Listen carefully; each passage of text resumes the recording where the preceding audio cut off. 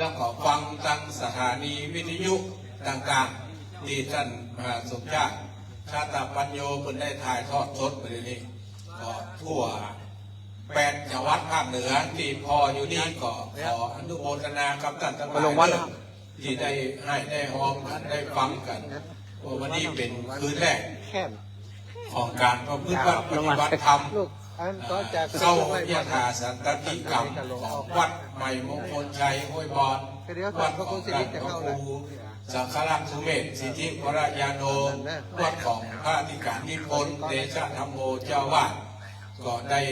ทำเป็นคืนแรกในคืนนี้พระเจ้าประสงค์นิมนต์พักผ่อนตามมัธยาศัยกันนะครับแล้ววันหน้ากำลังเดินทางมีแม่ห้องไข่ประโยชน์กำลังเดินทางรอสักกั๊บนะครับไปน้ำยาต้มสถาที่มาถึงแล้วจะกินน้ำยาต้มมีตังพุ่นเหนือบนติดไฟโยงบนตักเอาตามมัธยาศัยแล้วก็มากินในเต็นท์กินในเต็นท์ถ้าใครจะปูจาเอายามีถึงยาลม108ยาอะไรอย่างว่าครูยาลม108ยาแก้โรคมันจะยาโรคอะ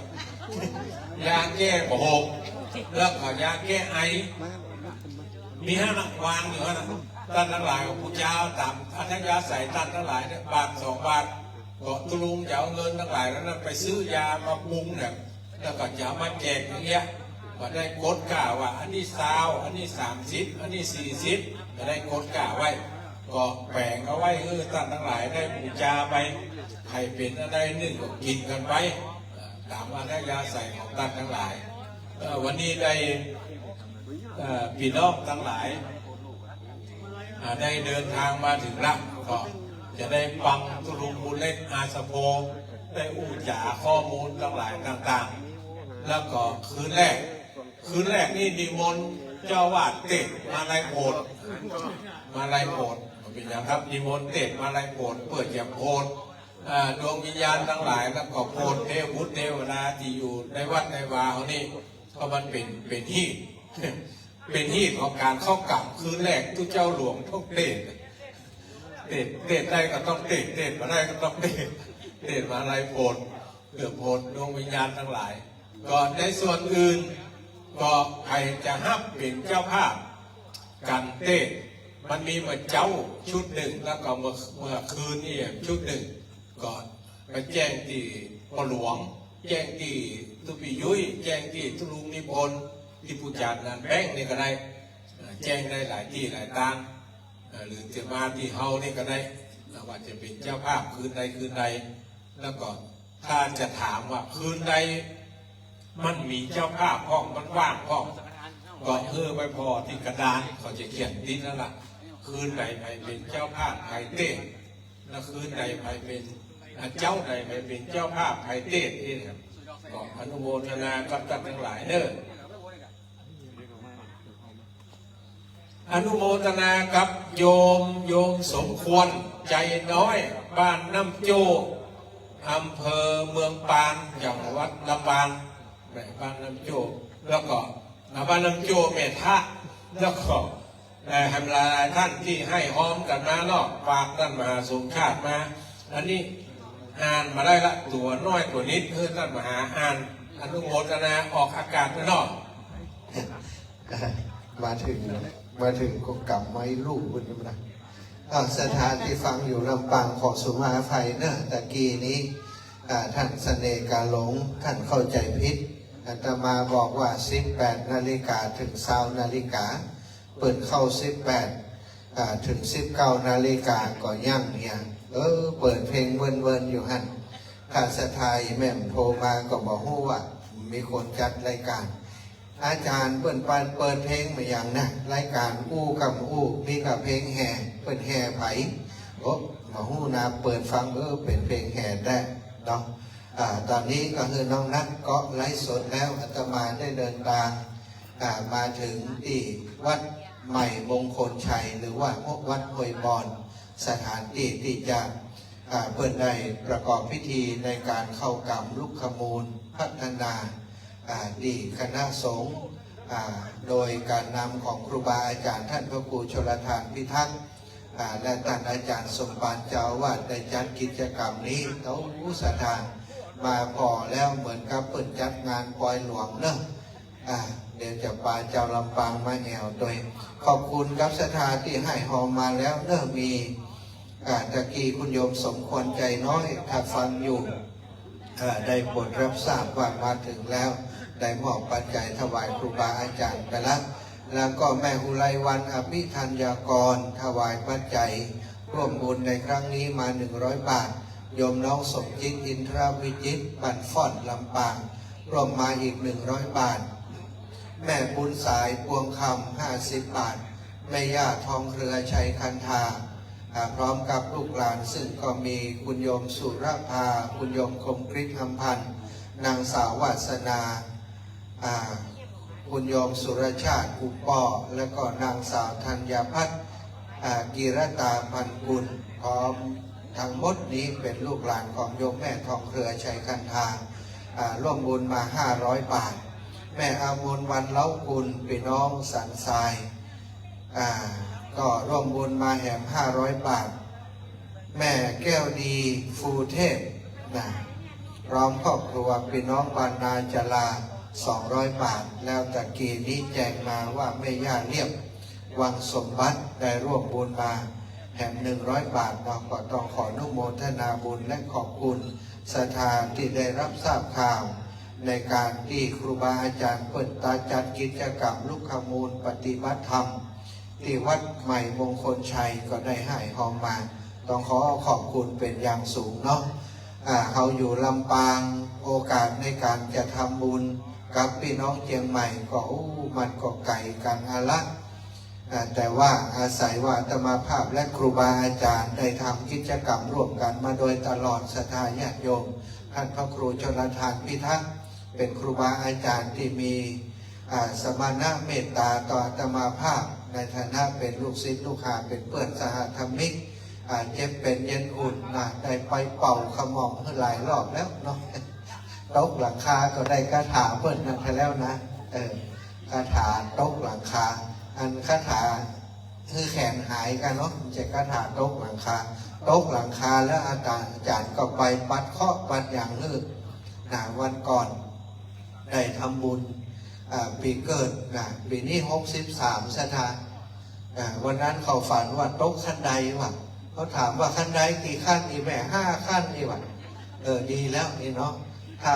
7 ขั้น9 ขั้นนี่ถ้าจะตายห้องไปแล้วเจริญพรดีกว่า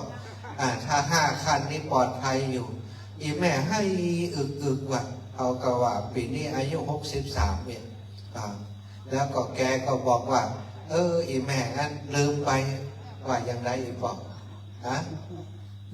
ใครห่วงได้เนาะเดี๋ยวก็ตักกันออกอากาศอยู่นะออกอากาศอยู่แฟนรายการตัวจริงนะปล่อยอย่างก็โพล่าสายซะอีกใช่ที่โทรไปได้อย่างโอเค94เนาะนี่แล้วบุญรักษาเนอะวันนี้หันตัวจริงแล้วเนาะตุลุงมาวันพุธ19ตุลุงนะเอาไปเอามาเหมือนแรงแกโทรมาอีแม่อย่างอีแม่ให้กว่าเก่าเมื่ออาจารย์ว่าอาจารย์บอกตรงๆเนี่ยบอกอย่างนี้แม่มัน563เนาะบอกหัวแล้วแต่ไผ่แต่มันเนาะแม่ยาเล็กเปาวลีเนี่ยหอมมาดีเหมือนกันเนี่ยมาได้สักกรรมว่า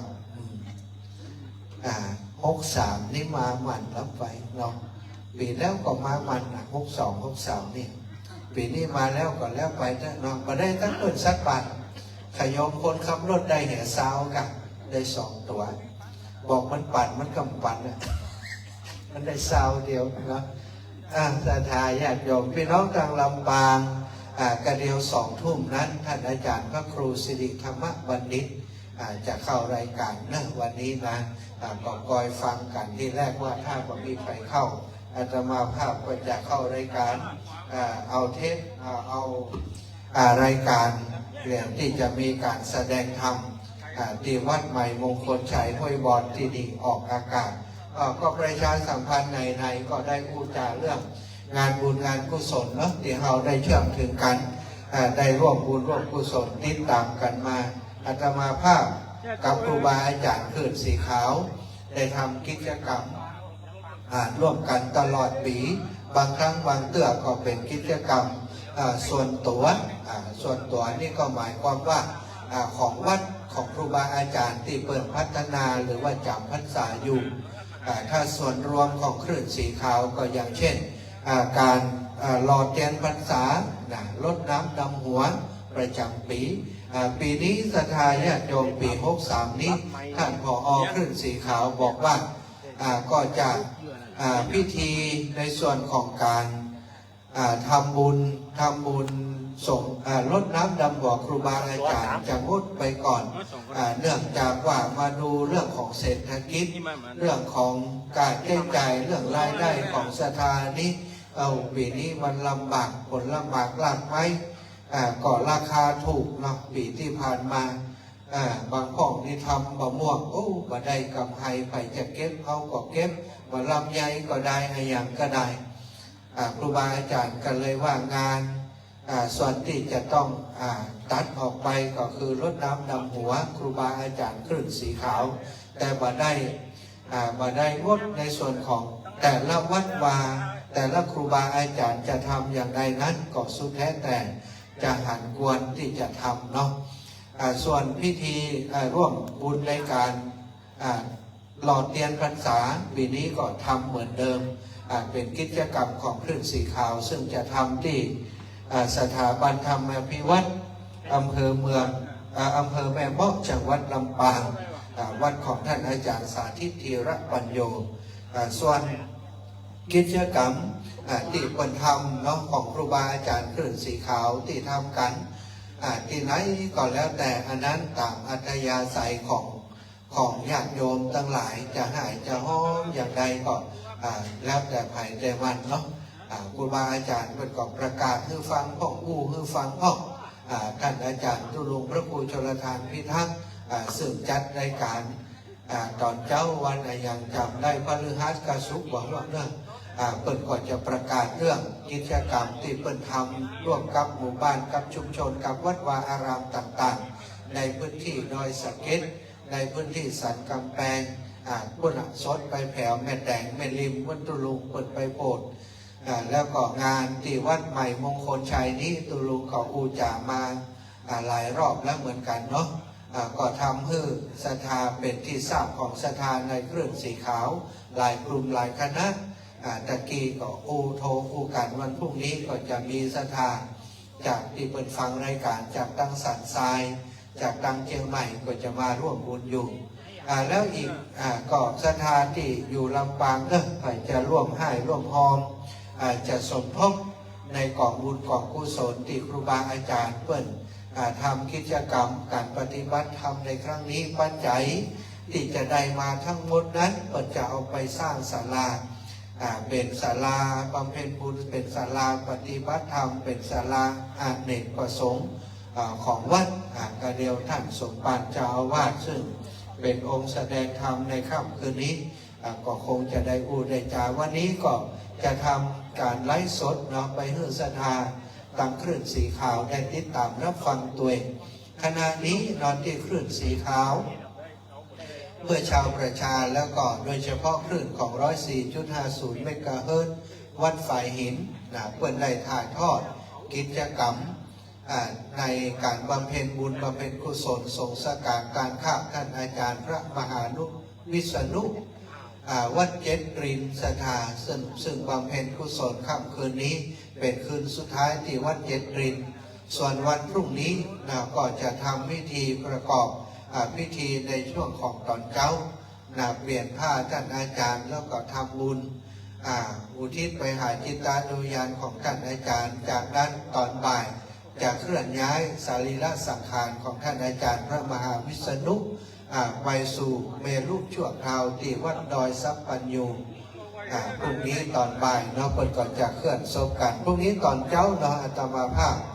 ก็จะไปร่วมบำเพ็ญบุญที่วัดเจ็ดลิน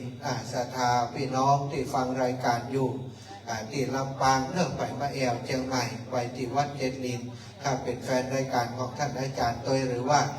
เป็นครูบาอาจารย์ที่เขาเคารพนับถือเนาะ ก็ไปร่วมบุญกันได้ที่วัดเจนรินพี่น้องจังเชียงใหม่ด้วยเนอะวัดเจนรินในวันพรุ่งนี้ตอนนี้ตุลุงพร้อมที่จะอูต่อแล้วประกาศชื่อแล้วนิมนต์ตุลุงนั่งที่เดิมเนี่ยกล้องมันส่องมานี่ ก็เจริญพรครับท่านทั้งหลายเนอะที่พอแล้วก็ฟังอยู่ใน8 จังหวัดภาคเหนือคำเดียวจะนิมนต์ตุลุงบุญเล็กอาสโพได้มาอู้มาจ๋าแล้วก็แจ้งข่าวเปล่าแหน่ฮือเฮาท่านทั้งหลายได้รับรู้รับทราบเพราะท่านมหาสมชาติเดินทางมาจากจังหวัดลำปางมาถึงตั้งกล้องแต่มาภาคกว่าจี้ทันทีเลยเรื่องอู้เห็นน้อยอู้ขั้นรายการว่ารายการวิทยุที่ท่านทั้งหลายฟังอยู่ประเด็นนี้ก็ตะกี้ท่านเสด็จกาหลงออกตั้งแต่6 โมงถึงทุ่มแล้วก็มัน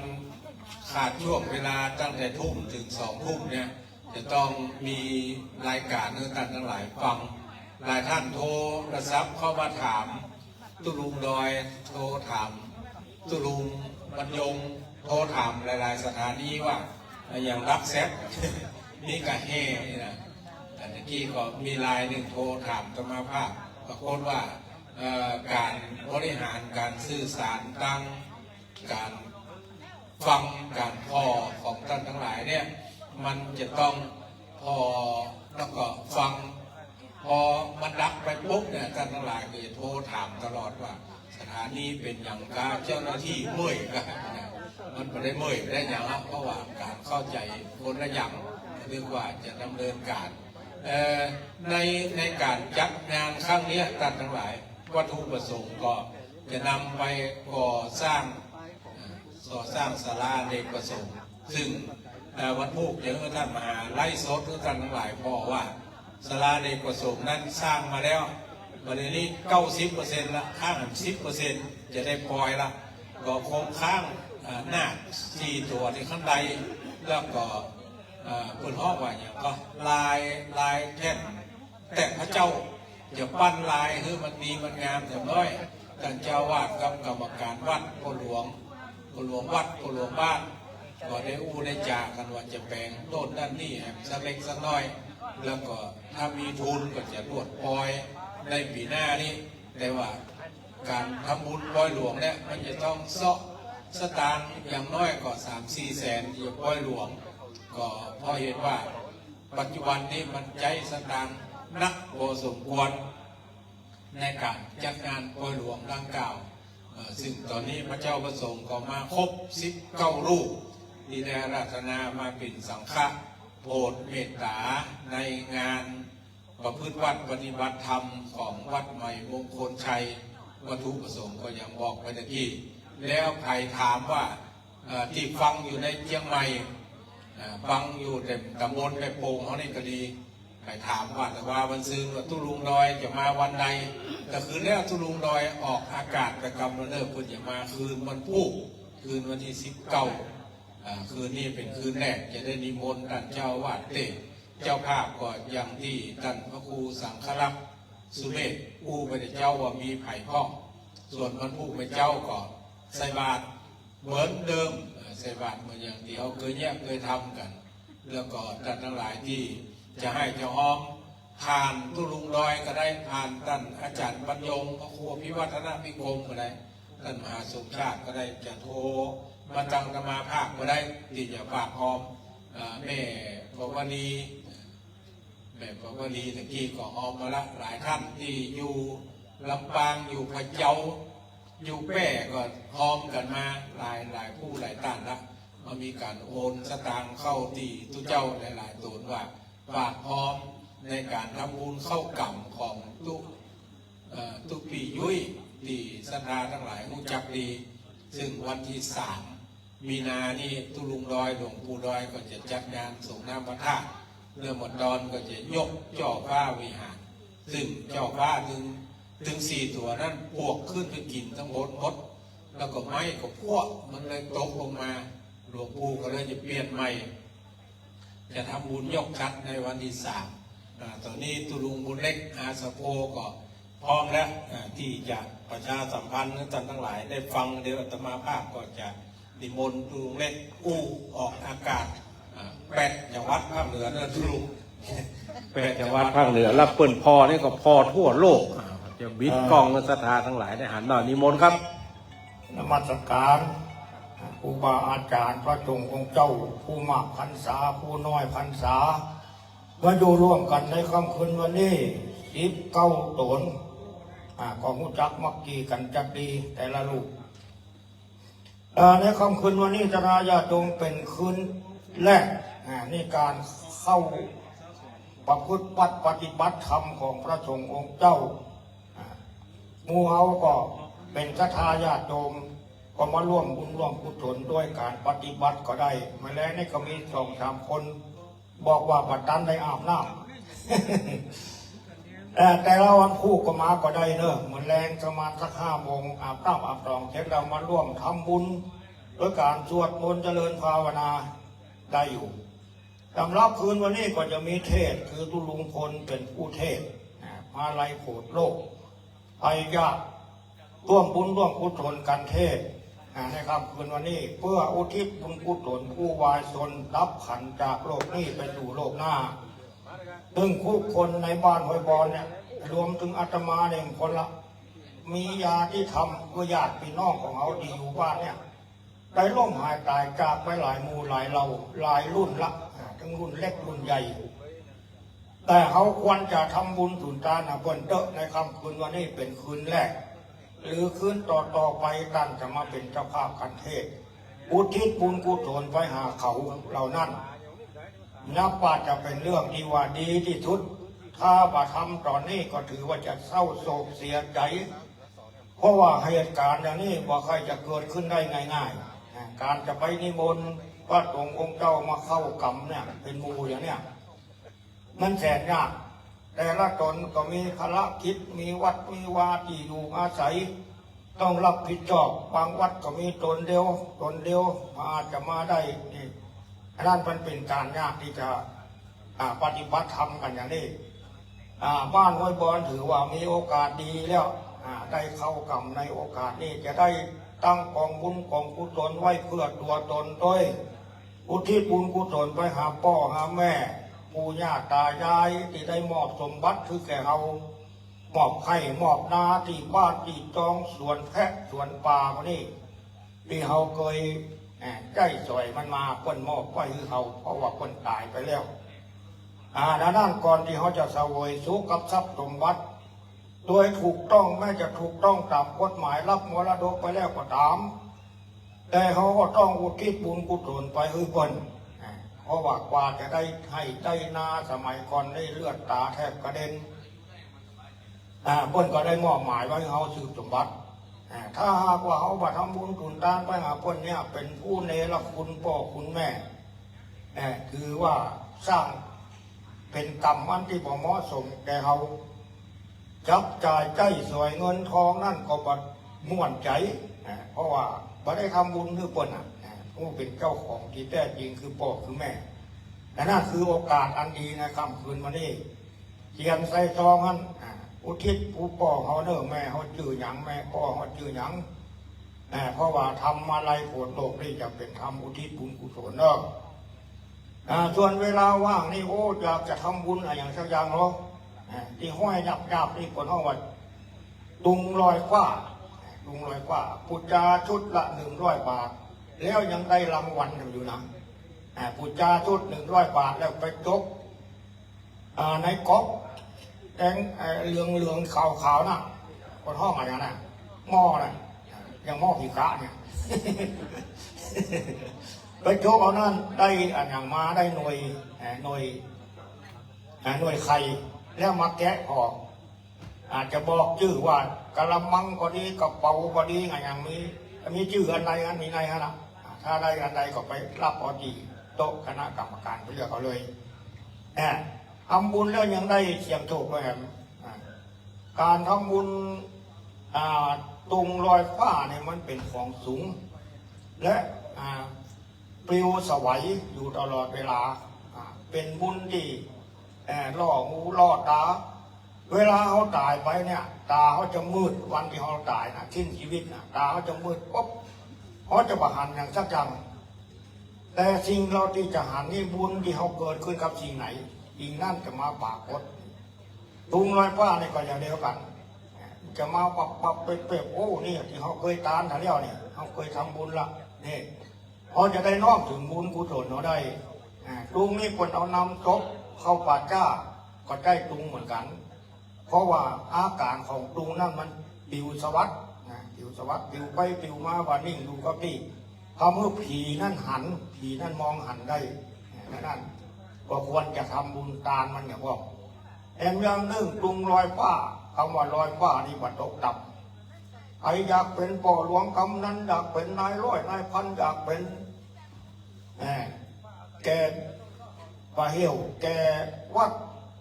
แกปลาเหี่ยวใครเป็นอ่ะแต่เป็นเจ้าเป็นนายนะก็ตานมันอย่างห้องตานจ่อว่าปันลมตานตุงลอยว่าเกิดจากใดพบใดก็จะมาได้ตกต่ำครับคนที่เขามาได้เป็นอย่างซักจังหัวม้วนร้ายเขาก็มาตั้งไงเพราะว่าเขามาได้ทำบุญในเรื่องของซุงนี่มาก่อนมาได้ทำบุญถุนตานแล้วนั่นก็ลองทำบุญบอกจ่อละ100 บาทก็ได้แถมยังได้เสี่ยงโชคโดยแถมหนึ่งจำรับกันเทศในค่ำคืนวันนี้คณะญาติโยมจะร่วมเป็นเจ้าภาพกันเทศก็ประจำกัดเป็นชุดที่เป็นเจ้าภาพรักนะก็คงจะชุดละ 1,000 บาทส่วนหมู่เฮาเข้าหอมมา10 บาท20 บาท100 บาทตามเจตนาเฮาก็ได้อยู่เงินทุกบาททุกสตางค์ที่ท่านทำเนี่ยมันก็จะไปช่วยการสร้างศาลาให้มันสำเร็จเสี่ยงเงินไปเป็นแจกเป็นลาภเงินทองได้มาได้ไปไหนเขาจะได้พูดจะได้หันมันไปตลอดชีวิตและลูกหลานเขาก็จะได้ใกล้มันไปแห่งตลอดชีวิตเพราะศาลาเป็นของมีอายุยั่งยืนนานใจจ่อยในศาสนานี้ไปด้วยวันปันปีทั้งหน้าการบูชาการทำบุญทุกอย่างในที่นี้ถือว่าเป็นบุญเป็นกุศลแถมยังนึ่งเป็นสถานที่เขาทำบุญพระภูชนได้บนบานศาลกล่าวตะกี้ไข่ที่มาเจ้าคงได้ยินตั้งได้ขึ้นขัน5 โกฏากนะแกเป็นชั่วโมงป่ายถ้าแกตายไปไผ่จะมาว่าได้หรือเนี่ยพระครูชนได้ตายมาได้แล้วเนี่ยมีใครเป็นแก่นำว่าได้เขาฟังแล้วปัญญาเหยียดคนบ้านศาลกล่าวบอกผีจางเทวดาปัญญาอินปัญญาคมคือได้หับผู้มาเป็นสักขีพยานชะทาญาติโยมได้ทำบุญถุนทานหมายความว่ามันเปิดกว้างเนี่ยแถมยังพระสงฆ์เป็นสักขีพยานแถม19 ลูกแต่นั่นก็ทำเถอะมาทำวันนี้เดือก็บอกเป็นยังจะทำวันผูกวันฮือต่อไปจำรับวันผูกเหมือนเจ้าก็จะมีการใส่บาตรเนอะทำบุญใส่บาตรในการบ่ต้องเอาอย่างมากก็ได้ใส่บาตรนี่เอาแค่ตามาก็ได้มาปูจาเอาข้าวสารตวนเข้าทุกอาหารสดรู้สึกว่าจะยากจะมาตาพระสงฆ์องค์เจ้าโดยใส่บาตรโดยก็เกียมมาแล้วก็ใส่ในภาชนะใส่ขันดอกเสร็จแล้วใส่เข้าทุกอาหารสดเรียบร้อยแล้วก็ปูจาข้าวสารไว้ทุกเจ้ามี19 ตนนำหน้าใส่บาตรสตางค์เนอะอันนี้รายการบรรพุมาเจ้าแล้วก็จะมีการเทศแถมหนึ่งกันเทศโดยจำโมกถาโดยพระครูชนจะเป็นผู้บรรยายธรรมมือผู้มาเจ้าค่ำคืนวันนี้ทุลุงคนนะลบตอนบอกใครสู้เนี่ยเกิดกรรมอะไรมาได้ทุลุงสำหรับรายการที่เขาจะได้ทำบุญตุนทานในปลายปากหน้าที่จะทำต่อไปเนี่ยใครจะเป็นเจ้าภาพฟังไว้คืนนี้เนี่ยก็ไปเกียมเงินเกียมทอง4-5 วันที่เขาจะทำบุญนี่จะมาทำบุญวันใดก็ได้วันนี้ฟังเอาเรื่องเอาราวมันก่อนเทพุทธบาทรอบ อาคารศาลาที่เขาตั้งทางงานมันนะตารางเมตรละ250 บาทใครจะเป็นเจ้าข้าโอ้มันอยู่ยงคงกับพันมันอยู่หันหลายปีหลายเป็นร้อยปีถ้ามาเตศาลานี่แปลงใหม่มันจะอยู่ยงคงกับพันนะเงินของเขาเนี่ย250 บาทเนี่ยเขาตายไปอยู่ไหนอยู่เบาบละสิ่งก่อสร้างนั้นยังปรากฏอยู่นี่อยู่มันเป็นบุญที่มาตรฐาน2ระบบไฟสว่างจุดละ 1,000 บาทหรือ500 บาทก็ได้มีกระตามาถึงปัน500ก็ได้รอดถือปูกระเบื้องพื้นตารางเมตรละ300 บาทอันนี้ถูกลงมาหน่อยเอาสักตารางเมตรก็ได้300ก็ได้รวมน้องฝ้าเพดานตารางเมตรละ300 บาทเหมือนกันฝ้าเพดานสำหรับบัวกันเปื้อนภายในอาคารอันนี้เอาหูจังเลยบัวกันเปื้อนนี่นะมาพอแล้วกันตารางเมตรละ100 บาทวันนี้จำบอมเนอะ100 บาทก็ได้1 ตารางเมตรละหาวบันไดสแตนเลสที่จะตามขึ้นศาลามีหาวบันไดเอาไว้คนเฒ่าเกาะคนนุ่มก็เกาะได้อยู่ แต่ส่วนใหญ่คนเฒ่าจะเกาะก่อนไปละนี่ก็ร่วมทำบุญตามเจตนาหาวันใดนี่10 บาท20 บาทก็ได้คนเอาหาวันใดเขาจะเกิดจากอะไรเขาจะได้บัดล่มบัดเต่าเขามีติดปึ่งเลยเนาะต่อไปร่วมเป็นเจ้าข้าทีนี้จะแจ้งรายการนี้เป็นข้าวก่อนก็จะประกาศทุกวันละแต่ละวันก็จะประกาศทุกวันแต่วันนี้เอาข้าวทุกวันแต่ละเจ้าแต่ละตอนแต่ละคืนก็จะมีรายการที่เขาจะได้แก้จ่ายนี่นะน้ำปานะในแต่ละคืนแต่ละมื้อ1,500 บาทน้ำปานะอาหารเจ้า 1,500 บาทเหมือนกันไปจะเป็นเจ้าภาพส่วนผู้ร่วมนั่นประจำคัด10 บาท20 บาท100 บาทอย่างได้หมดเจ้าภาพตรงนี้รักไว้ใครจะเป็นเจ้าภาพเข้ามือหนึ่งเอาเข้ามือหนึ่ง1,500 บาทอุทิศที่พ่อเอาไว้ไม่เอาไว้การนาบนปันอะไรปั้นหนึ่งเป็นล้าน2 ล้านคนเนี่ยให้เป็น500,000คนกูลุงเนี่ยขายไปแปลงพระเจ้าคนแปลงพระเจ้าองค์เล็กเลยนะแต่ก่อนมาจะขายไปซื้อกินช่วงกับเราเลยนะบวชแล้วเลยแปลงพระเจ้าพัฒหารเพนมื้อละ 2,500พระเจ้ามันนักพระเจ้ามันนัก19 ตัวการรับอาหารเพนนี่นอกเหนือพระเจ้าฉันแล้วก็จะทายาทโยมก็ฉันต่อไปอาหารการกินก็ดีของกินของใจเพราะว่าจะเป็นน้ำขวดหนึ่งก็ดีอย่างสักอย่างใดอย่างหนึ่งที่ท่านผู้ตามในงานนี้ถือว่าเป็นบุญอันสูงสุดเพราะผู้ที่มากินมาตามนี่เป็นผู้มีบุญใส่ชุดขาวเป็นคนมีใจทำบุญสุนทานทั้งกินปัจจัยคนป่าคนเถื่อนเขาได้กินน้ำของเขาก็ดีกินข้าวเขาก็ดีเขาไปทำบุญ10 บาท20 บาทเขามีส่วนร่วมเพราะเขากินอาหารของเขากินน้ำของเขาอันนี้มันรายละเอียดของมันนะครับได้โยมการทำบุญตั้งกองบุญของกุศลเข้ากรรมนี่มันเป็นบุญใหญ่บุญหลวงบุญมหาศาลเพราะว่าประกาศไปยังผีสางเทวดาพญาอินทร์พญาพรหมทั้งหลายที่พระครูลำดับลำนาไปตะกี้เดี๋ยวปูแชะเนี่ยแชะเขาจำไม่ได้ปูแชะปัดแชะเนี่ยขณะมันแชะพวกเรายังมาอยู่นะเดินจวนเนอะมาทำบุญทำทานกันของเถอะเพราะว่าบุญนี่เป็นที่อยู่อาศัยของเราสรรพสัตว์ทั้งโลกนี้และโลกหน้าบาลีเป็นว่าอย่างนี้บุญญาณิปรโลกัสมิงปฏิทาโหติปานินันติบุญเป็นที่อยู่อาศัยของเราสรรพสัตว์ทั้งโลกนี้และโลกหน้าถ้าหากว่าเขามาทำแล้วจะเอาบุญที่ไหนมาเป็นหน้าบุญล่ะคนบาดล่มบาดตายคนหัวขี่รถไปเป็นมูเนี่ยคนตายกันหมดเหลือกับเขาคนเดียวเนี่ยเขาก็จะบอกว่าโอ้ยหน้าบุญเอารอดมาได้นี่แต่ว่าวันจืดนี่คนขับรถเอา รถไปลงน้ำห้วยมันหาว่าคนเขียนป้ายห้ามจอดหมดอ่ะมันก็เลยไปจอดลงห้วยวันใหญ่ ตุลุงมาได้ไปโดยชาวบ้านลูกหลานโทรมาหารุ่นนะตุลุงบาดเจ็บป่วยอย่างก้าเนี่ยพอดีตุลุงหน้าบุญอย่างนี้ตุลุงมันทำบุญให้เนาะตั้งแต่แจกยุกแจกยาเลี้ยงนกเลี้ยงหมาเป็นเช้าทำทิพย์บุญนั่นนี่เทช่วยตุลุงละเพราะว่าตุลุงมาได้ไปในรถนั่นก็เรียกว่าหน้าบุญถ้าคนเราจะมีหน้าบุญได้ก็ต้องทำบุญก่อนถึงจะมีเหมือนคนอยากมีความรู้ก็ต้องเฮียนก่อนถ้าไปเฮียนมันก็ยอมจะความรู้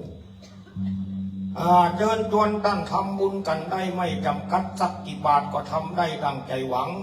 อย่าทำบุญกันเพลินเกินกำลังหากทำบ้างแบ่งส่วนก็ควรทำการแบ่งบายทำบุญเป็นคุณดีเพราะบุญนี่ชูยุคอุปถัมภ์ขอเชิญชวนตั้งทั้งหลายผู้ใจงามเชิญตั้งทำบุญเถิดประเสริฐดีดังนั้นทำบุญสุดทานไว้เมื่อถึงข้าวตายจากใครที่ทำบุญไว้มากๆเมื่อถึงข้าวตายจากก็มีคนอยากแบกและอยากหามตถาญาติโยมเรื่องนี้ลองมีพิจารณาเอาไปส่งการตั้งข้าผีตายเนี่ยบางคนมีคนรักบางคนมีคนน้อยที่มันมีน้อยนะก็เพราะว่ามันบ่มีบุญกุศลบ่มีคุณงามความดีอย่างเท่าอย่างนี้ใครก็ถึงบอกไปโดยไปตรวจไปเสียศพไปกับพี่กับน้องบางที่ถึงได้จ้างหามบางก่อนเนี่ยสมัยก่อนนี่จ้างหามเลยนะดังนั้นมาสะสมบุญสร้างคุณงามความดีกันเถอะตุลุงพลตุลุงยุ้ยตุปียุ้ยพระครูจรธาตุตั้งใจเอาไว้ตำรวจรายเดือนมาแล้วตุลุงผมก็จะเข้ากรรมลุงมาช่วยผมเขาเนอะตลอดถึงพระสงฆ์องค์เจ้ามหาแสน3-4 ตน 5 ตนเนี่ยก็เป็นลักก็เพื่อจะให้เป็นผู้ก่อการงานขึ้นเพื่อให้ศรัทธาญาติโยมได้สะสมบุญอย่างว่านี่ละถ้าเขาพลาดโอกาสนี้ไปบ่ได้ทำบุญสักบาทคนทำบุญบุญการคนได้รับหรือไปนอนฝันหันโอ้ยพ่อก็มาแม่ก็มามึงขออย่างไปการหากูเนี่ยเสียมันทราบมันแช่งมาแล้วเขาจะว่าอย่างไรล่ะนี่บอกไปก็ทำบุญนะเพื่อนเนี่ยยังฟังทำเปรตพีเนี่ยเปรตพีเดือนที่2มีคนพอ4 คนขอให้สู่มีความทุกข์ยิ่งล้นมีโรคนรกงานแข่งปีอย่าให้โค่นมีความทุกข์ยิ่งล้นยิ่งกว่าผู้ทั้งหลายที่เพศตอนนั้นแจ้งลูกแจ้งหลานเพราะมาตานทำบุญทำเกิดดังนั้นหลังจากเลี้ยวงานไปกวาดหาเขามาโอ้ปอเขาบอกเขามาเราคิดใจว่าเพื่อนถ้าจะมาในทีนี้เอาว่ายังมีจิตวิญญาณอยู่นะยังไม่ได้เกิดเตือคนที่ตายในบ้านบอนเนี่ยจะต้องมาที่นี่อย่างแน่นอนเพราะได้บอกข่าวผีกลางเทวดาบอกต่อกันไปพวกที่ตั้งใจมาก็จะมาละนี่เป็นคนนั่งตุลุงนั่นในแต่ละวันแต่ละคืนก็ขอคณะญาติโยมต้องพิจารณาเด้อมาทำบุญกุศลทานต่อไปก็ลุงพลมายัง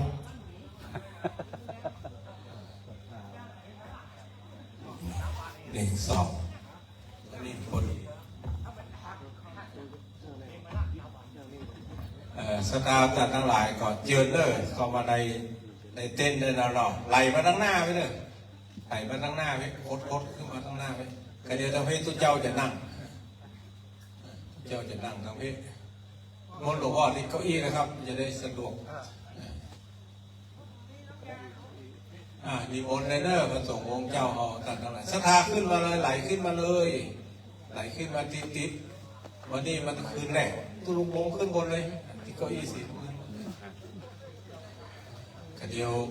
เราจะเกาะสัญญาณไปเรื่อยๆสถานีไหนที่จะออกไปรายการปกติก็ออกไปตามอัธยาศัยส่วนสถานีใดก็ที่จะเกาะสัญญาณก็เกาะไม่ได้สถาเข้าไปจะห้อมกันเต้นกันทำก็ในขันสูงเลยขันสูงที่กับปีทำปากเอาไว้ถึง2 ตีมีตั้งกลางกับตั้งหน้าไปแล้วก็ส่วนอย่างก็เจ้าภาพ เจ้าภาพการเต้นก็มาตั้งหน้าให้เราวันนี้มีไผ่พอกนิมนต์ทุกพี่ยุ้ยนะครับนิมนต์อูจ่าเรียงจากเอากล้องไปแพนเราพูดต่อไป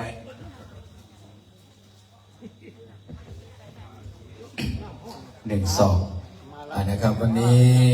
ก็เป็นงานในการประพฤติวัดปฏิบัติธรรมเข้าลูกขมูลกรรมเข้ากรรมพัฒนา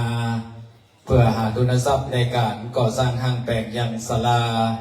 ของวัดใหม่มงคลชัยห้วยบอนบุรีสังตำบลแม่โป่งอำเภอดอยสะเก็ดจังหวัดเชียงใหม่ก่อนในค่ำคืนนี้เป็นค่ำคืนของวันพุธที่ 18 กุมภาพันธ์ 2569ก็ขณะนี้เวลาตามนาฬิกาก็คงจะช้ากว่าโทรศัพท์มือถือก็2 ทุ่มกับ3 นาทีก็วันนี้ของการพระราชนาองค์เทพก็ไม่มีท่านพระธิการที่นิพนธ์เตชะธรรมโมเจ้าวาดวัดใหม่มงคลชัยห้วยบอนจะได้เป็นองค์เทศเทศนาธรรมมาลัยโพธิ์โลกเพื่อฮือโพธิ์ฮือกับวัดกับวากับบรรดาพ่อแม่พี่น้องหรือโพธิ์หรือกับบรรพบุรุษที่แต่เก่าเนาเมินตั้งแต่ก่อสร้างห้างแปลงวัดวาอารามของวัดใหม่มงคลชัยห้วยบอนบุรีสัมนี้มาโดยตลอดก็จะได้บริษัทส่วนบุญกุศลโดยในค่ำคืนนี้ก็ไม่มีทางเจ้าภาพก็ไม่มีนายกิษณะชัยตันนางสาวรัตนาพรไทยันโตเด็กหญิงประภสรเด็กหญิงนตรกิตาชัยตันร่วมรับเป็นเจ้าภาพพร้อมกันนั้นก็มีร้อยตำรวจโทวีรวัฒน์นางประภาสีบุญหมื่นได้ร่วมรับเป็นเจ้าภาพพร้อมกับครอบครัวและพร้อมกันนั้นก็ค่ำคืนนี้ก็มีเจ้าภาพคณะศรัทธาวัดใหม่มงคลชัยห้วยบอนหมู่ที่ 3หมวดที่ 1หมวดที่ 2หมวดที่ 3และหมวดที่ 4ที่ได้ร่วมกันรับเป็นเจ้าภาพการเทศน์ในค่ำคืนนี้ในค่ำคืนแรกในการประพฤติวัดปฏิบัติธรรมเข้าลูกขมูลกรรมหรือเข้ากรรมพัฒนาเพื่อหาทุนทรัพย์ที่ได้แจ้งวัตถุประสงค์ไปแล้วเบื้องต้นนั้นเพราะฉะนั้นในค่ำคืนนี้เป็นค่ำคืนแรกวันพรุ่งนี้ก็เป็นเจ้าแรกก็เชิญชวนบรรดาพ่อแม่พี่น้องสาธุชนเอาท่านทั้งหลายมีจิตเจตนาจะมาร่วมทานบุญสุนทานใส่บาตรตอนเป็นเจ้าก็จะเริ่ม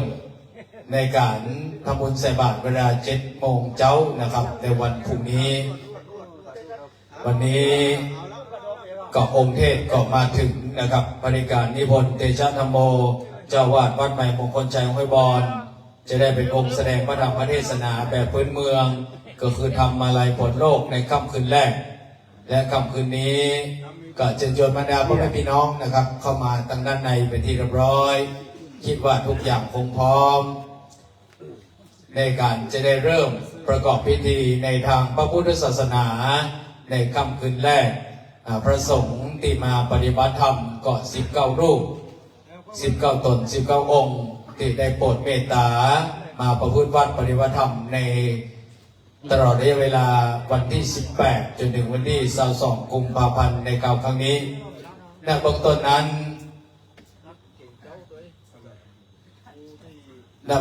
้นจะได้จุดเทียนธูปบูชาพระรัตนตรัยแก้วเจ้าทั้ง3 ประการ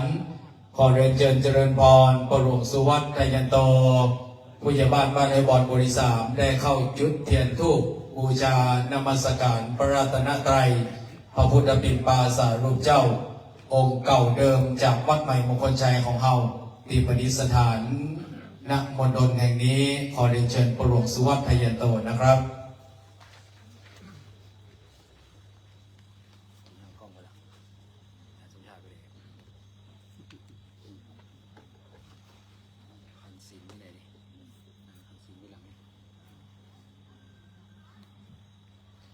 กราบรัตนาและเรียนเชิญสาธุชนท่านทั้งหลายประนมมือขึ้นนะครับไปบุญ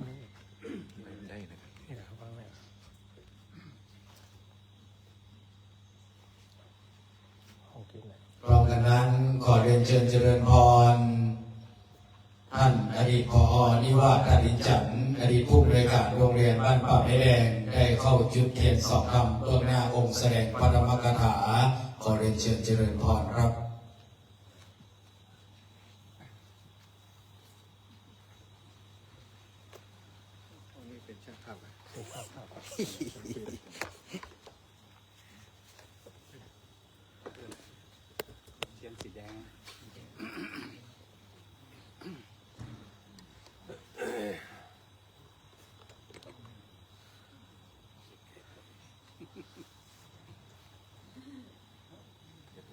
หลังจากท่านผอ.นิวาสท่านอินจันทร์ได้จุดเทียนสอบธรรมเป็นที่เรียบร้อย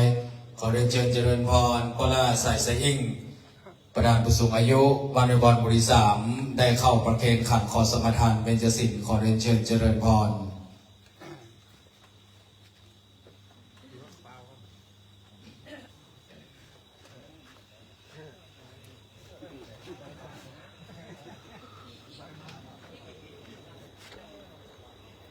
เมื่อปอล่าสายสะอิ่งได้เข้าประเคนขันขอสมทานเบญจศิลป์เป็นที่เรียบร้อย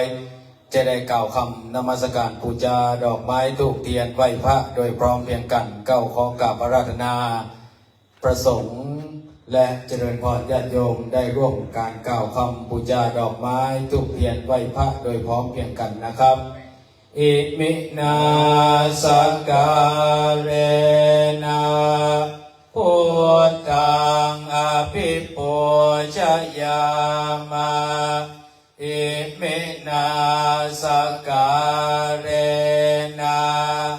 ธัมมังอภิปูชยามะอิมินาสการะสังฆังอภิปูชยามะอะระหังสัมมาสัมพุทโธภะคะวาพุทธังภะคะวันตังอภิวาเทมิสวากขาโตภะคะวะตาธัมโมธัมมังนัมมัสสามิสุปฏิปันโนภะคะวะโตสาวกสังโฆสังฆังนะมามิมะยังพันเตวิสุงวิสุงราคานาทายาติสารเนนะสหปัญจศีรานิยาจามาทุติยัมปิมะยังพันเตวิสุงวิสุงราคานาทายาติสารเนนะสหปัญจศีรานิยาจามาตติยัมปิมะยังพันเตวิสุงวิสุงราคานาทายาติสารเนนะสหปัญจศีรานิยาจามานะโมตัสสะภะคะวะโตอะระหะโตสัมมาสัมพุทธัสสะนะโมตัสสะภะคะวะโตอะระหะโตสัมมาสัมพุทธัสสะนะโมตัสสะภะคะวะโตอะระหะโตสัมมาสัมพุทธัสสะนะโมตัสสะภะคะวะโตอะระหะโตสัมมาสัมพุทธัสสะนะโมตัสสะภะคะวะโตอะระหะโตสัมมาสัมพุทธัสสะนะโมตัสสะภะคะวะโตอะระหะโตสัมมาสัมพุทธัสสะพุทธังสรณังคัจฉามิพุทธังสรณังคัจฉามิสรณังคัจฉามิธัมมังสรณังคัจฉามิสรณังคั คัจฉามิ สังฆังสรณังคัจฉา ทุ มิ ติยัมปีพุทธังสรณังคัจฉา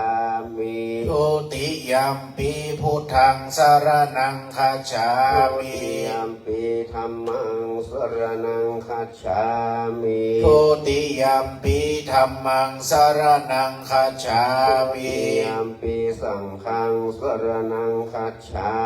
มิ ทุติยัมปีสังฆังสรณังคัจฉามิ ตาติยัมปีพุทธังสรณังคัจฉา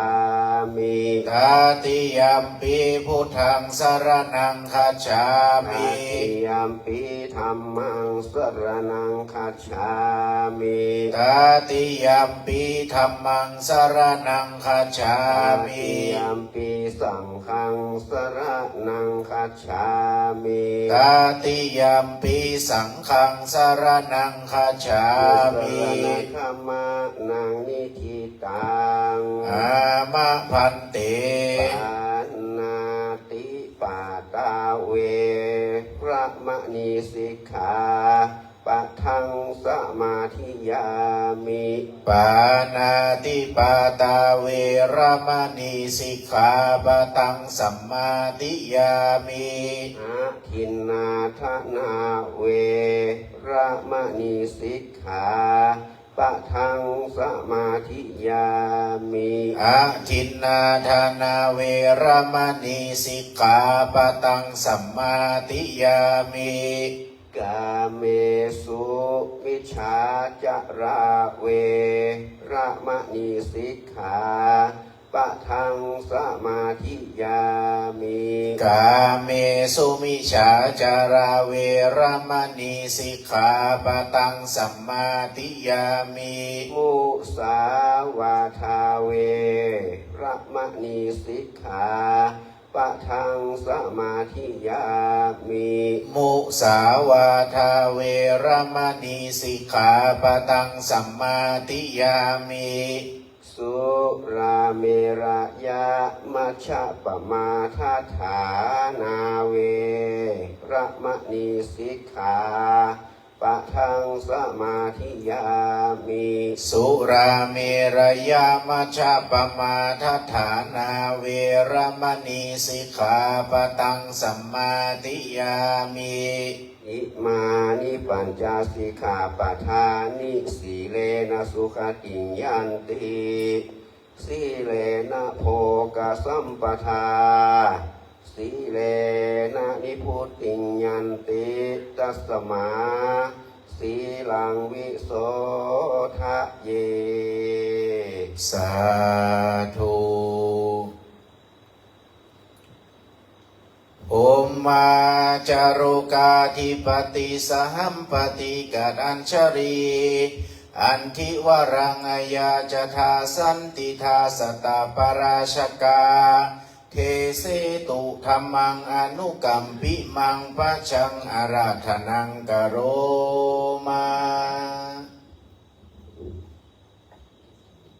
ขอนอบน้อมแด่องค์สมเด็จพระสัมมาสัมพุทธเจ้าพระองค์นั้นผู้ตรัสรู้ชอบได้โดยพระองค์เองผู้ห่างไกลจากกิเลสและขอถวายความเคารพนับถือพระเจ้าพระสงฆ์พระอริยพระอาจารย์เจ้าต่างทั้งหลายยุตนทุกองค์มีหลวงพ่อพระครูสุนาทานพิทักษ์เป็นต้นได้นำกองทัพธรรมเป็น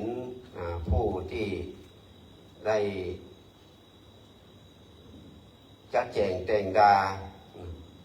ในแนวความคิดพร้อมกับด้วยพระครูยุ้ยของเราก็ทำให้เกิดได้มีการประพฤติปฏิบัติธรรมเกิดขึ้นในค่ำคืนวันนี้เป็นคืนแรกก็ต้องขออนุโมทนาสาธุการกับครูบาอาจารย์เจ้าจุตนจุองค์นะครับที่ได้มาโปรดเมตตาพระพุทธวัดปฏิบัติธรรมในค่ำคืนนี้เป็นต้นก็เพื่อ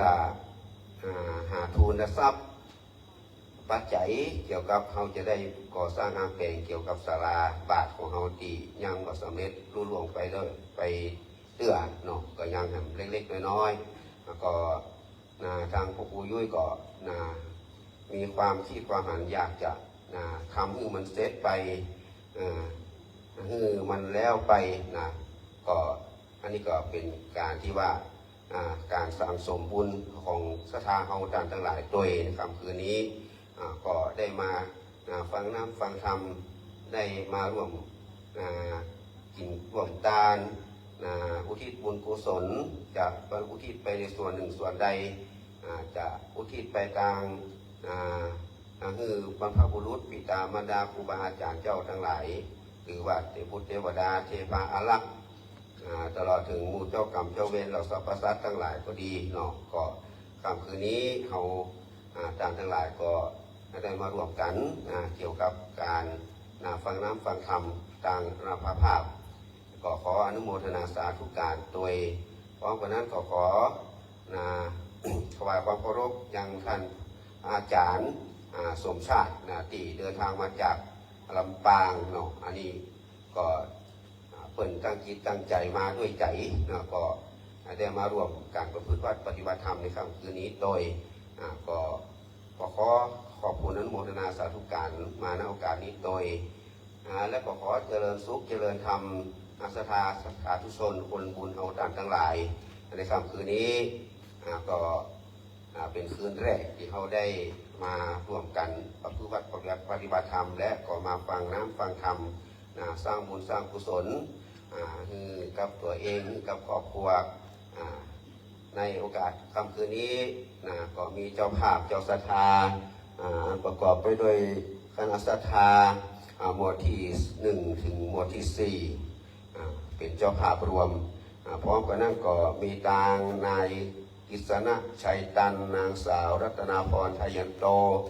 เด็กหญิงรัตพัฒสอนเด็กหญิงนัทกิตาชัยตันแล้วตำรวจโทวีรวัฒน์นางประภาสีบุญหมื่นพร้อมด้วยครอบครัวเนาะก็ร่วมกันเป็นเจ้าภาพเจ้าศรัทธาในค่ำคืนนี้อุทิศบุญกุศลบุญทานไว้กับตัวกับตนก็ดีไว้อุทิศบุญกุศลบุญทานไว้คือบรรพบุรุษผู้มีพระคุณต่างทั้งหลายตลอดถึงหมู่เจ้ากรรมเจ้าเวรและสรรพสัตว์ทั้งหลายก็ดีต่างอนาภาพและก็พระเจ้าประสงค์ยุตนยุองค์ก็ขออนุโมทนาสาธุการกับเจ้าภาพเจ้าศรัทธาต่างทั้งหลายในค่ำคืนนี้โดยพร้อมกันนั้นก็มีทางคุณพลอยอิสระจันทร์บ้านปั้นดินเป็นเจ้าภาพน้ำปานะในค่ำคืนนี้เนาะทางอนาภาพก็ได้รับสันทานุมัติคือเป็นองค์เทศนาธรรมมาลายโพธิ์เป็นธรรมพื้นบ้านล้านนาของเฮาในค่ำคืนนี้เป็นคืนแรกอาตมาภาพก็สั้นๆเนาะมีสั้นๆแล้วก็อยู่กับคนหลายอยู่กับครูบาอาจารย์พระเจ้าประสงค์เขาก็ย่างคืองานผู้อย่างมาใครออกสถาน ก็จะได้อย่างก็ถ้าผู้ผิดพลาดประการได้ขอสุมาภัยตัวในโอกาสนี้อาตมาภาพก็จะได้เทศนาธรรมเพื่อเป็นบุญเป็นกุศลอุทิศให้กับดวงวิญญาณทุกดวงที่เป็นสัมภเวสีที่เล่ร่อนไปตามวัดวาอารามนี่ก็ดีตามหุ่นตั้งป่าตามป่าตามเขาห้วยผูหนองคลองก็ดีก็ขอคือบุญกุศลที่เราได้กระทำนี้จุงได้ไปผายแผ่โปรดเขาเหล่านั้นคือได้พ้นจากทุกข์คือได้ถึงสุขมีสุขในสำหรับพวกที่ดีที่งามกันต่อไปตลอดถึงบุญกุศลนี้ก็คือเป็นพระวปัจจัยมายังศรัทธาเฮาทั้งหลายเป็นกายขึ้นเป็นเกินกายขึ้นฟ้าเป็นมหาชนัยนำปัจจัยข้อหอเสบียงต่อนิพพานเนาะคือศรัทธาเฮาทั้งหลายโดยทางณโอกาสนี้ก็ธรรมภาพก็จะได้แสดงธรรมในโอกาสวันนี้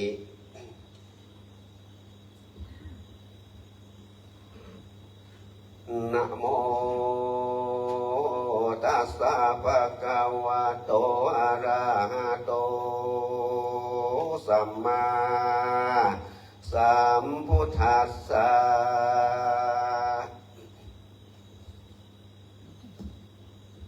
สุรานามาหินิยังพุทธาเสตังนะมีตัวพุทธาคาตัสสะสังกัจจังธรรมันจาสังกัญจานะมีตัวสักกาละจันนาปัตตังมาลายะนามาวัตถุปรมัตถาวิจิตังอาลาภิสังสมาเสดีดุราสะภูริสะตังหลายอาจารย์เจ้าตนแต่งกรรมปีมาลัยอันนี้หากตั้งไว้คือเป็นที่ไว้และสักการะบูชาแก่คนและเทวดาตั้งหลายเพื่อหือหายอุนตรายตั้งภายในและภายนอกทุกเตาขอขันตสีมาด้วยกรรมปีมาลัยอันนี้และนาตามอัตถกถาเองบาทอันนับบาทเจ้าตั้งหลายเปิงหูด้วยดังจากวิสัชนาไปนานี่เตอนามีตัวผู้ข้าก็ไว้ยังพระนวโลกุตรธรรมเจ้าเก่าประการกับดังพระปริยัติธรรมดวงบางงามผาเสดอันบังเกิดแต่พระอุรานะมีตัวผู้ข้าก็ไว้ยังพระอริยสงฆ์ตนถ้าลงจาตุปาริสุทธสินใจสะอาดตนปฏิบัติตามรอยพุทธบาทสปัญโยน้ำเอาคำสอนตนคูโลกลาฮือบังเกิดศรัทธาปัสสาทะแก่กาแก่คนและเทวดาตั้งหลายและนาอาทิเตกาเล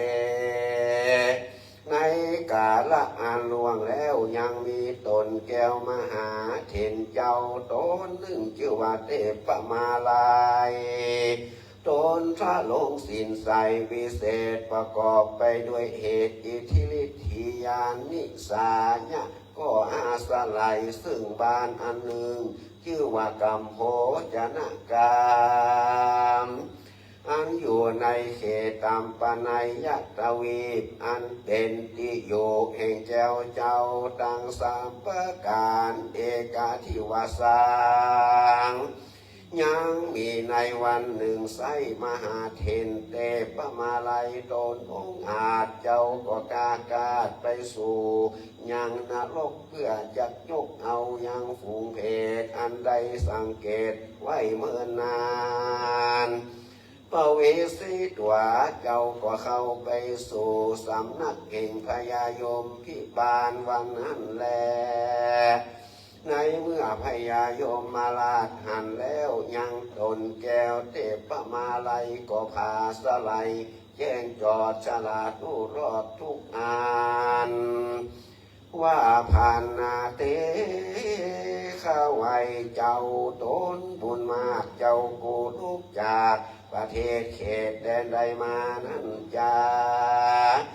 ที่ปากาโตมหาเทนเทพมาลัยก็ขานกำไปเร็วรีบว่าเราลุกจากจมปูทวีปเมืองคนมา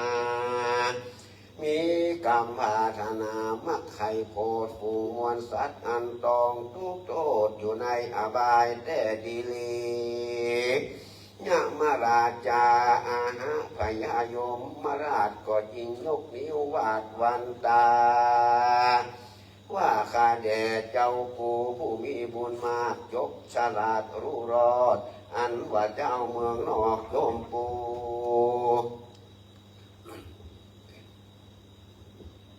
เขายังดูกะทำบุญมีมากรู้ว่าเขากะทำบาปมีหลายอันจาเตสะตาอันว่าสัตว์ตั้งหลายมวลมากเขาละคาบไว้เมืองคนปาเอาต้นตัวเข้ามาสู่มาอยู่ห้องอบาย ยังมีหลายเหลือดล้นเขาก็พาชนะไข่พ้นจากทุกโทษไข่เสวยสุขสอดสำราญด้วยบุญสมปานแห่งพระเป็นเจ้าแด่พ้องเตอที่นั้นพระมหาเถรเทศพระมาลัยตนสะลงสินใสสะอาดเจ้าก็ลีลาดไปดูยังฝูงหมูสัตว์นรกอันตกต้องโทษมีอยู่หลายโกดหลายแสนเจ้าก็ไปสู่แดนนรกแดดแห่งอันกรรมวิบากหากตกแต่งคือเป็นไปมีต้นว่าวิตาลานีหม้อใหญ่โลหะกุมอีใจพอดีอุสุตานรกมีขอบเขตสังคตานรกเป็ดปูนกัวตายแล้วกับกายมาเป็นตัวดังเก่าอเวจีนรกนั้นเราสัตว์ร้อนเอาโดยฟองไฟบังเกิดเป็นไปลายเยื่องรอลุกวานรกเป็นดังเครื่องโกงยักษ์สัตตานรกลักขับแผ่วรอดวิริยานรกปอดสุดตายเจ้าก็บ่ดูได้แต่ใสมีใจมักไข่โพดยังฝูงสัตว์นรกคือโพนจากตกอบายเจ้าก็กฎหมายสังเกตไว้เว้นแต่ว่าโพดบ่ได้เพราะเวรหาประการยังจักทรมานกรรมวิบากเพราะอนันตริยกรรมหากเป็นนับจับเอารอไว้ทา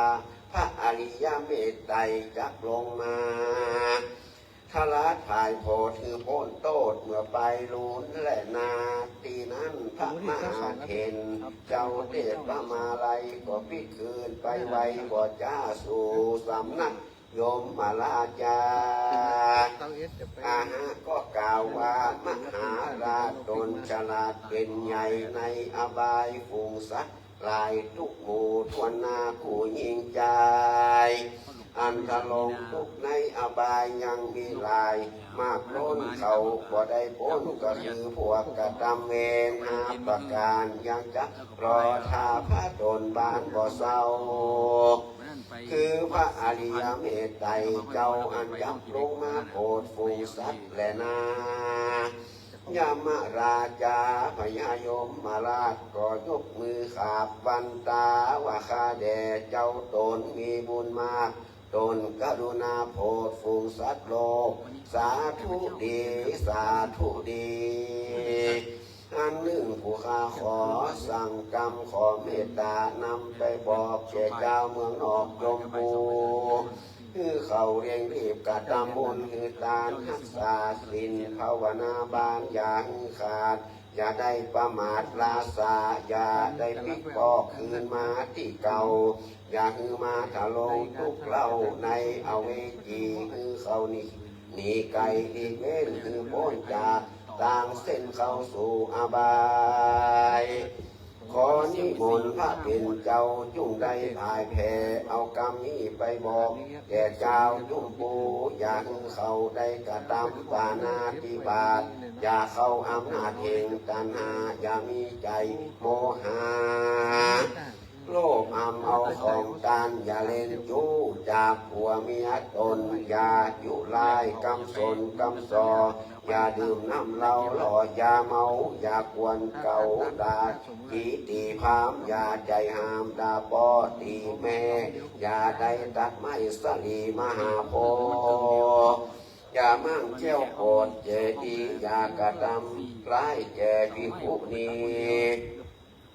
กระดำคือเลือดตีนพระเจ้าออกคือปากันประกอบคือเป็นหิตานุหิตะปากันมันพิจารณาจำเริญเมตตาภาวนายังเทวทูตตังหาก็จะได้เป็นบุญไปแก่การนำไปสู่จันฟ้าและเนลาบานขอนิมนต์ท่านเป็นเจ้าจุ่งนำเอาความนี้ไปบอกแก่เจ้าเมืองนอกจุมปูรีเตอเทโลอันว่าพระมหาเถรเจ้าเทพมาลัยตนองค์อาจได้ยินคำสั่งพญายมราชราชา เจ้าก็รีบเสด็จมาด้วยหลวงอากาศก็มาเถิงอาวาสวิหารตนเถิงในวันรูนมารอดรุ่งเจ้าแจงจอดมาเถิงเจ้าก็มาถือเอายังวีและบาทนุ่งห่มผ้าย้อมฝาดคาดปริมณฑลแล้วก็เสด็จหนไปสู่บ้านโพจนกามอันเป็นที่เกยเอาเข้าวินที่บาทในอาวาสเกหาที่นั่นแลมนุษย์อันว่าคนทั้งหลายในบ้านที่หันเขาก็เป่าตาลตักเตือนกันว่าดูราหญิงใจทั้งหลายเฮยบาดนี้ต้านมหาเห็นเจ้าต้านก็เข้ามาเมตตาจุงปากันหา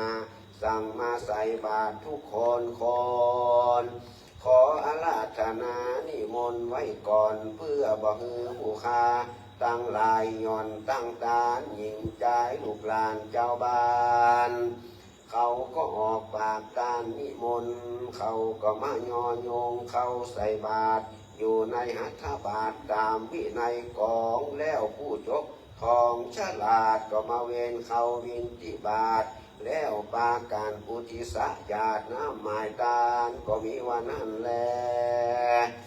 อาทะในกาละยามนั้นพระมหาเถรเจ้าตนองค์อาจก็มาถือโอกาสเกียนจาวดุราอุปาสกะอุปาสิกาเอ่ยจุ่งปากกันดาฟังกรรมยังเราจักกล่าวตามที่เราได้รับรู้ข่าวคำสั่งมหาแห่งฟูงสัตตาเพศใหญ่อันอยู่ในนรกใหญ่น้อยบ่ฮู้กี่ร้อยกี่หมื่นกี่แสนยังมีมากแดนเหลือแลเขาก็แผ่กรรมมหายังสัมปันธวงศาพี่น้องอันอยู่แห่งห้องเมืองคอนขอปาเอากันเมตตาฝูงเหตุใหญ่คือได้ใจไฟจมบาน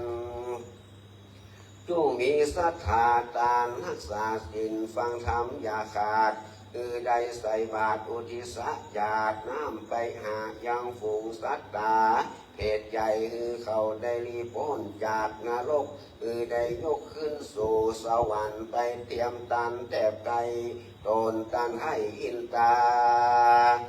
คือได้ไปปูจาตีวิเศษคือว่าพระเกศแก้วจุฬามณีสลี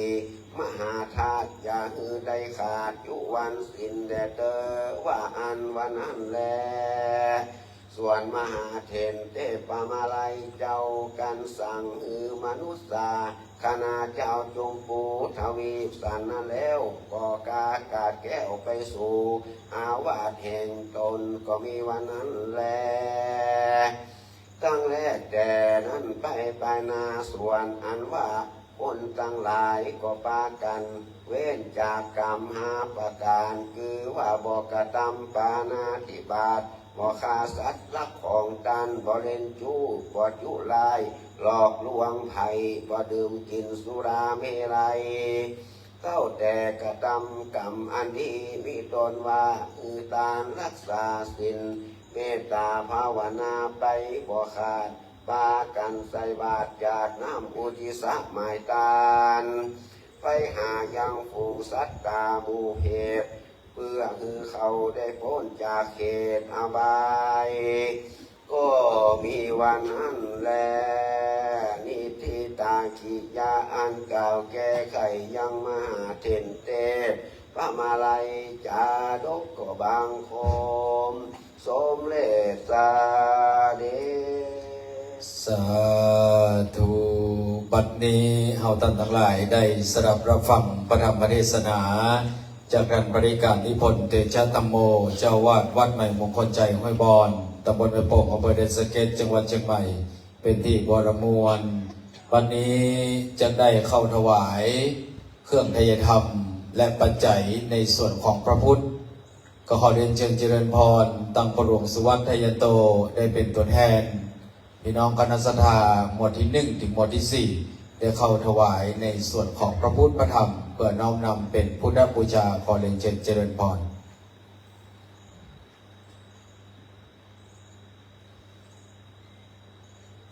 พร้อมกันนั้นในค่ำคืนนี้ยังติได้นำเรียนครูบาอาจารย์และศรัทธาสาธุชนว่าค่ำคืนนี้มีเจ้าภาพกันเทศก็คือหมายมีนายกฤษณะชัยตันนางสาวรัตนาพรไดยันโตเด็กหญิงรพศรเด็กหญิงรัตนกิตราชัยตันร้อยตำรวจโทวีรวัฒน์นางประภาสีบุญหมื่นพร้อมโดยครอบครัวได้ร่วมรับเป็นเจ้าภาพพร้อมคณะสัทธาหมวดที่1ที่2และที่3ได้4ได้ร่วมรับเป็นเจ้าภาพขอเรียนเชิญเจริญพรตัวแทนครอบครัวของนายกฤษณะชัยตันนางสาวรัตนาพรไดยันโตได้เข้าถวายเครื่องกันเทศเทธรรมด้านหน้าองค์แสดงพระธรรมกถาขอเรียนเชิญเจริญพรประเคนท่านแรกประเคนบนตกสีแดงข้างบนสุดนะครับค่ำคืนนี้ก็มีทางเจ้าภาพทั้ง3เจ้าภาพในการร่วมรับเป็นเจ้าภาพกันเทศบรรดาศรัทธาสาธุชนท่านใดจะร่วมรับเป็นเจ้าภาพกันเทศวันพรุ่งนี้เช้าหรือกันเทศในภาคกลางคืนก็สามารถเรียนเชิญเจริญพรมาจดรายเอานามเอาชื่อเอานามได้นะครับในการทำบุญร่วมรับเป็นเจ้าภาพกันเทศวันนี้ตัวแทนครอบครัวของนายกฤษณะชัยตันนางสาวรัตนาพรไดยันโตได้เข้าประเคนไปที่เรียบร้อยขอเรียนเชิญเจริญพรยังร้อยตำรวจโทวีรวัฒน์บุญเบิงได้เป็นตัวแทนครอบครัวในการถวายเครื่องกันเทศทางตีเป็นตะกร้าพร้อมเคียนปัจจัยขอเรียนเชิญเจริญพรเพราะวันนั้นในค่ำคืนนี้ก็มีเจ้าภาพในหมวดที่1 2 3 4ก็เรียนเชิญเจริญพรตัวแทนทั้ง4หมวดแต่จะขอตัวแทน2ท่านก็คือหมวดที่3ขอเรียนเชิญพ่อเรียนคัตติยนต์ได้ถือพานเคียนปัจจัยของกันเทศหน้าหมู่เข้าไปถวายเบื้องหน้าองค์แสดงพระธรรมกถาขอเรียนเชิญเจริญพรพ่อเรียนคัตติยนต์นะครับ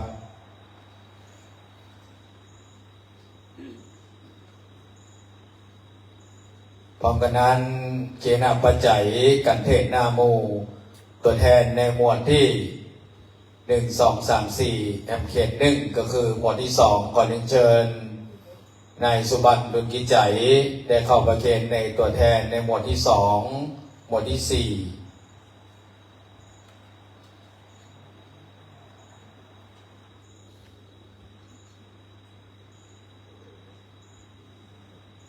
ในเมื่อตัวแทนหมวดที่1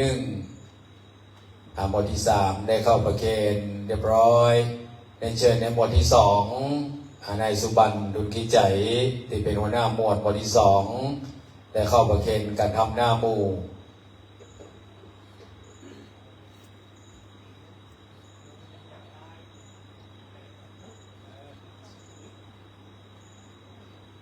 เรียนเชิญเจริญพรได้เข้าประเคนถวายกันเทศกันธรรม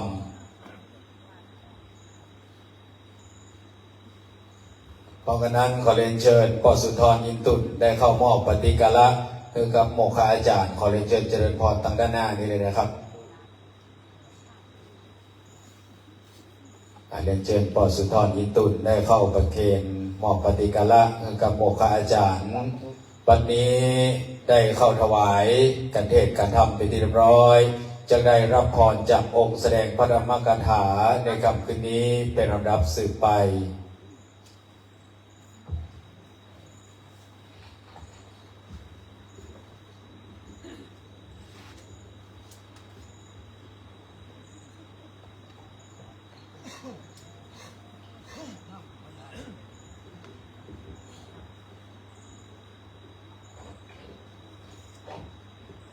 ศรัทธาวันนี้ก็จะได้รับพรเนอก็ตั้งจิตตั้งใจอุทิศบุญกุศลอุทิศไปส่วนหนึ่งส่วนใดก็นึกเอาปรารถนาเอาจะนำเอาส่วนบุญส่วนกุศลไปจุดไปต่อเราถึงก็ตั้งจิตตั้งใจปรารถนาอยากน้ำหมายตามใจในโอกาสวันนี้เนอยะถา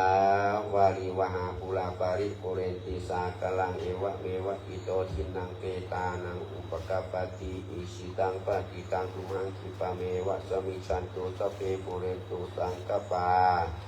จันโนปนาลโสยถามณิโชติลโสยถาเอวังโหนตุ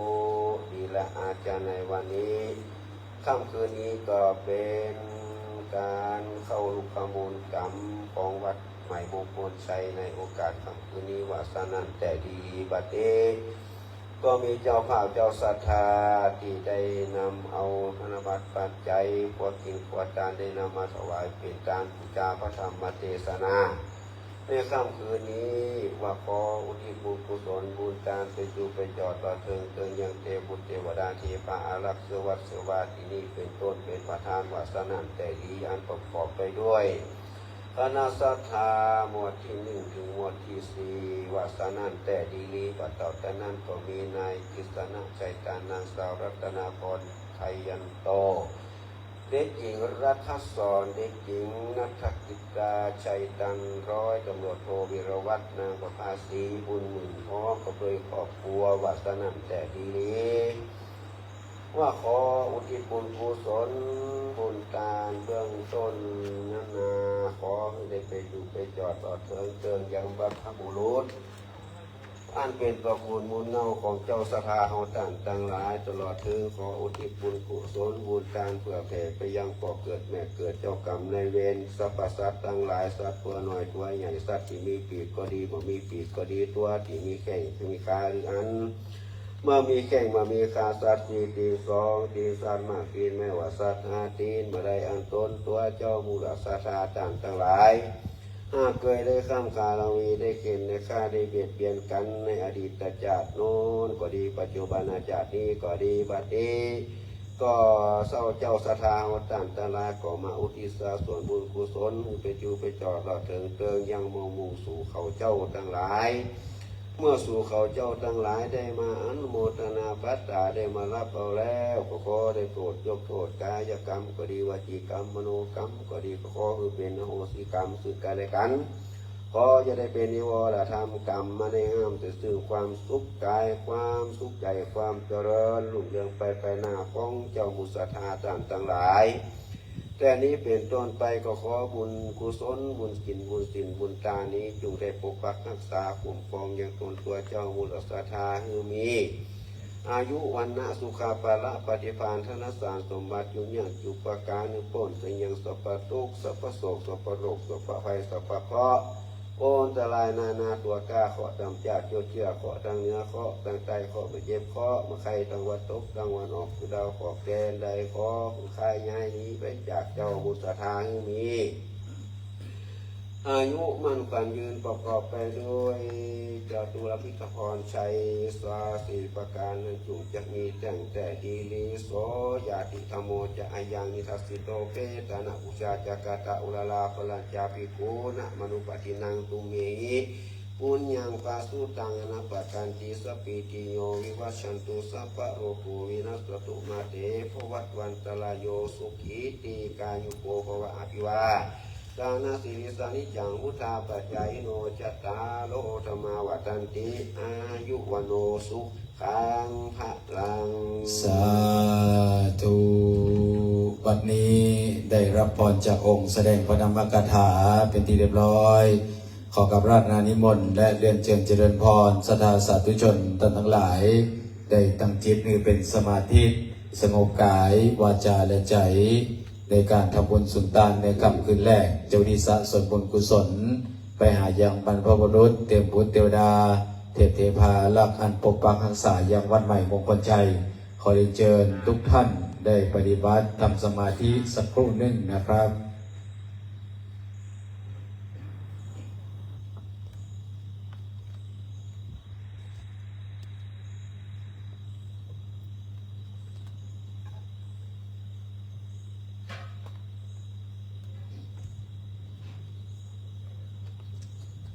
สาธุต่อไปกล่าวคำกวดน้ำแผ่เมตตาพร้อมกันนะครับ อิตังตานากัมมังเนมปานาปัจจยโยโหนตุโนเนจังเอตังสีรากัมมังเนปานาปัจจยโยโหตุโนเนจังเอตังบาวนากัมมังเนปานาปัจจยโยโหตุโนเนจังยังกินเจโกสารังกาตาพังกัมมังสัพเพหิกาเตหิกาตังปุญญังโนอนุโมดันโตสุนันโตปนโตเยเตวาสมิงคาเนอาติกาตาติกาโยกาสัทธาตุสัพพะสัตตานังสุขีอัตตานังบาเลหารันโตมาตาปิตาสุงเกตาหนโตทุกขาปามนจันโตสัพเพยตังกาสุเกตาหนโตทุกขาปามนจันโตสัพเพอะยาตากาสุเกตาหนโตทุกขาปามนจันโตสัพเพเปสาสัพเพสัพเพเปตาสุเกตาหนโตทุกขาปามนจันโตสัพเพนะกัตตาสุเกตาหนโตทุกขาปามนโตสัพเพเทวาสุเกตาหนโตทุกขาปามนจันโตสัพเพอัญจาลิโยปัจจยาสุเกตาหนโตทุกขาปามนจันโตสัพพะสัมปะเทนังสามิจันโตววันตาเมโพธังสัพพังเมสังฆามาทะเมปันเตวันทามิธัมมังสัพพังเมสังฆามาทะเมปันเตวันทามิสังฆังสัพพังเมโทกัมมาทะเมปันเตวันทาเมโกโลโอปัจจาจาลิโยสัพพังเมโตสังฆามาทะเมปันเตอันตามิกัมมาทาโนสัพพังเมโตสังฆามาทะเมปันเตวันทามิลาเมปัตตาสิมายังสัพพังเมโตสังฆามาทะเมปันเตวันทามิเจติยังสัพพังสัพพะทาเนสุปปะเตเตตาสาเลทาตุมหาโพธิงพุทธโลปังสักการันสัทธานาคาโรเกเทวะโลเกพรหมโลเกจมโปเตลังกาเตเปสาเลระธาตุโยเกสาธาตุโยอันสัทธาตุโยเจติยังกันดาโกติจัตตุราสิติสาหัสธรรมากันเตสัพเพสัมปาดาติยังอาหังวันตามิสัพพะโสต่อไปจะได้วันทาหลวงพ่อพระครูโสพลบุญยวัฒน์เจ้าคณะตำบลป่าเมียงเทพเสด็จเจ้าวาดวัดกำแพงหินตำบลเทพเสด็จด้วยความเคารพนะครับ วันตาเมปันเตสัพพังอปาราทังกัมมาทะเมเตอปัญญากตังปุญญังสามินาอนุทิตาพังสามินากตังปุญญังไมทาตาพังสาธุสาธุอนุโมทามิ ทิกายุโกอายุวันโนทุกขังพะลา สาธุ คือมีอายุ120หัวเก่าเหมือนกันทุกคนเนอไม่เอาอาจจะมาเดี๋ยว